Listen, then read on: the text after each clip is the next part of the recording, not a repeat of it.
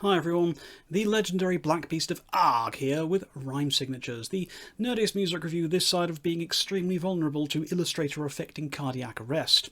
And today we're going to be doing a review of the new Einar Solberg album, 16.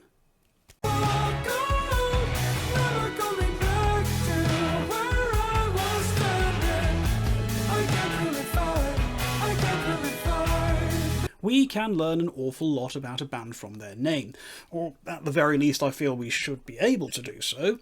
If I was to say to you cattle decapitation, aborted fetus, pig destroyer or cannibal corpse, you can probably safely assume you haven't just uncovered an underground electro swing band who sing exclusively about My Little Pony. Enter Leprous, stage left. I love Leprous, always have done, probably always will, but doggone it if they haven't gone and thrown a spanner in the works when it comes to easy assumptions to make based on a band's name. Leprous, you think leprosy. Gross, rotting flesh, you think nasty riffs, pig squeal vocals, and songs about ancient plagues and biblical curses. Even from their earliest days, only a couple of these would have ever been correct to pin against the band, and as they progressed through their career, the name Leprous has felt, less and less appropriate for the type of music that they were creating. Now, this is not a dig at the band. As I've said, I love Leprous, easily one of the best and most influential of the new wave of modern progressive metal bands, but it does feel a little bit like they have evolved past the name they established themselves with.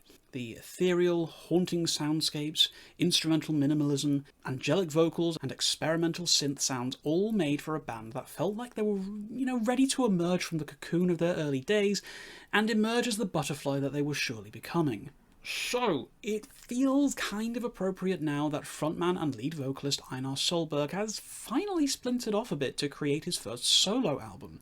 Now, there have been many arguments made recently that the last two Leprous records of Aphelion and Pitfalls were Einar's solo records in all but name, but I've never felt that was a fair criticism to levy, as frankly the band have been experimenting with more stripped back and minimalist music since their third album, Coal. What we have here with 16 is a smattering of songs that demonstrate Einar bearing his soul for us all to see, and there's a great deal in here that springboards extremely far away from what we have come to know and understand from his work with Leprous.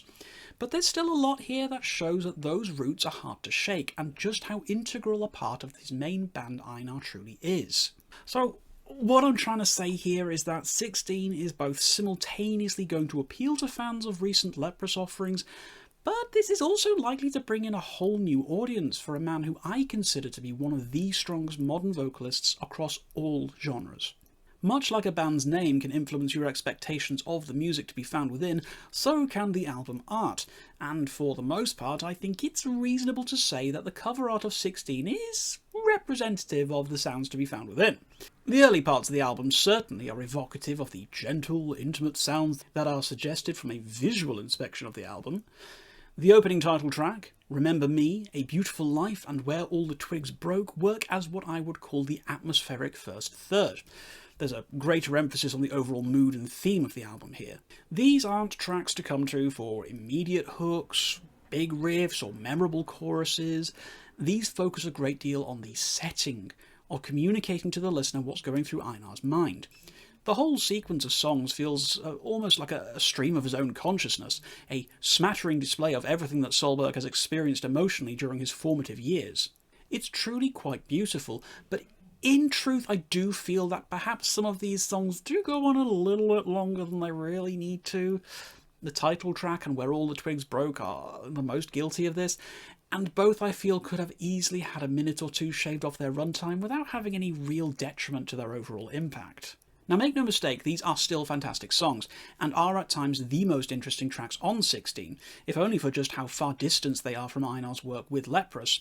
But it's really after these initial four that the album starts picking up speed, and demonstrates some of his most creative and intriguing works, making this first salvo almost feel like a bit of a speed bump before you get to the really juicy stuff. Fifth track, Metacognitive, is where Solberg really started getting my attention, and 16 became more than just a solo project curio for me, and it became something worth its own merits. Things start off in a similar vein to the songs prior to it, with, these deep, lush atmospherics and these delicate, fine-boned China-esque vocals. To say that you can tangibly feel Solberg's emotions on this would be putting things extremely politely. It's the latter half of the track that really cements this as a favourite though, as there's this familiar vibe to Chromagnosis by Ulver that kicks in, with this head-nodding, foot-tapping, beard-stroking, bass and percussive backing element. It's absolutely addictive and elevates the song into one of my favourite things I've heard from Solberg across his entire career. So we're now fully into the back half of the album and things are going to get started a little bit weird in places. The R&B and hip-hop stylings of Home feature a fantastic vocal section from Ben Levin. It's another favourite and a perfect example of exactly the sort of thing we should be expecting from a solo album. This would never feature on a Leprous record, and the combination of these dark beats, high-pitched synthetic trumpets, and the aforementioned vocal run from Ben Levin makes for an unforgettable experience, albeit one that is likely to divide the fans' opinions.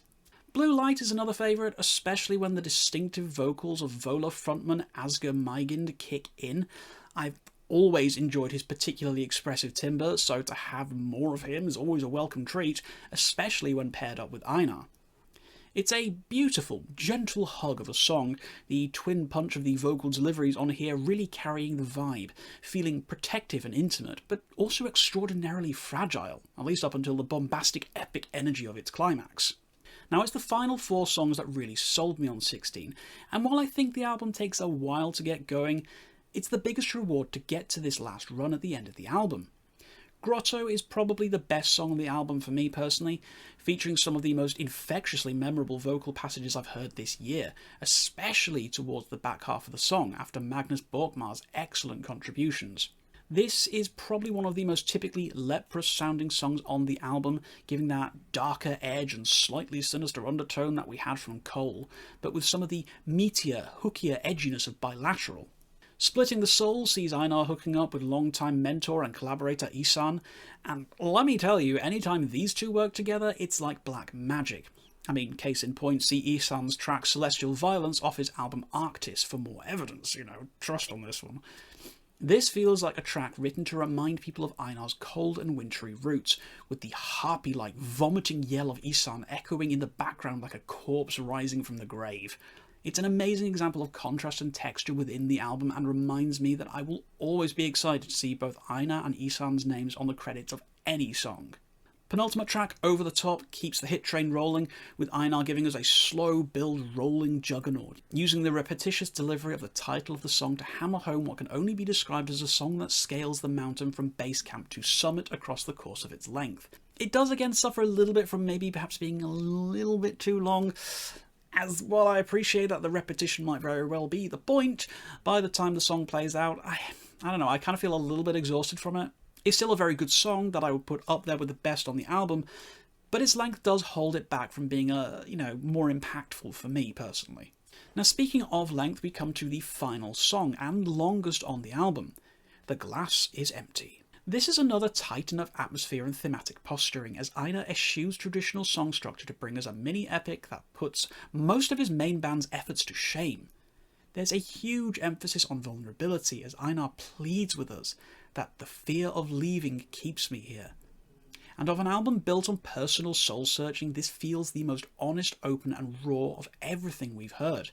It is difficult not to feel strong empathy towards Solberg on this album in general, but on The Glass is Empty in particular. It's a song that does earn its length, feeling like the final curtain being dropped on a difficult time in his life, and all we can do is watch and weep with him. So, what else can I say about Einar Solberg's debut solo album, 16? This is honestly, in a lot of ways, exactly what we should be expecting from an artist's first solo record. There's plenty in here to remind you of where they've come from and their roots on their main band, but there's also just as much creativity and boundary testing as you would expect from someone whose only limitations for songwriting is themselves. 16 is an extremely personal record, and it often feels humbling for us to be allowed into Solberg's mind in as much intimate detail as he has done. This is a record that feels like a part of him, feels like a part of his life that we are now being made privy to. I do feel that perhaps the album is maybe a little bit too long for me though. It's a beefy 70 minutes, give or take a few seconds, and while I wouldn't cut a single song from it, I do feel that there are some tracks on here that, keep going almost just for the sake of it. An album needs an exceptionally good reason to cross over from that sort of 44 to 45 minute mark and push past an hour in length. And in truth, I don't think 16 really completely justifies its runtime.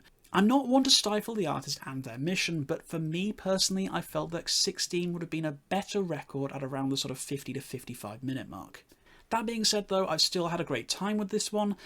Einar is a delight to hear as always, and seeing him break into this kind of music free of expectation or fan-based judgment must be liberating for him. That being said though, the selfish part of me hopes that now that Einar has created this album that we can maybe see a return to the darker, riffier, more aggressive Leprous that I fell in love with Tall Poppy Syndrome and Bilateral.